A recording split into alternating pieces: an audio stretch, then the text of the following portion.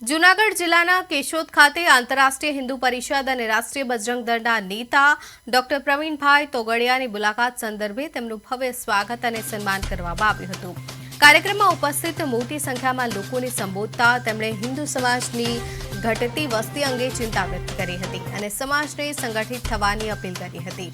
સેવાકીય પ્રવૃત્તિઓ અને જાગૃતિ માટે દરેક વિસ્તારમાં હનુમાન ચાલીસા કેન્દ્રો શરૂ કરવા આહવાન કરવાની સાથે જ તેમણે વિજયાદશમીએ શસ્ત્ર પૂજન કરવા જણાવ્યું હતું।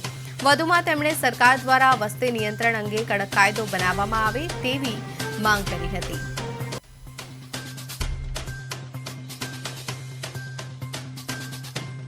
આખા દેશમાં બધા તેને 30,000 છે। ગુજરાતમાં મારો અંદાજ છે કે 3,000 છે, કારણ કે 2,000 દક્ષિણ ગુજરાતમાં છે, 500-700 સૌરાષ્ટ્રમાં, એટલા ઉત્તર ગુજરાતમાં। અહીંયા લગભગ મારા અંદાજથી 3,000 છે। અંદાજ એટલે વધ્યા કરે છે, એટલે અંદાજ કહી રહ્યો છું। સુરતની મુલાકાતનું અત્યારનું કારણ શું છે? ઠેક ઠેકાણે હનુમાન ચાલીસા, કેશોદમાં ઠેક ઠેકાણે હનુમાન ચાલીસા શરૂ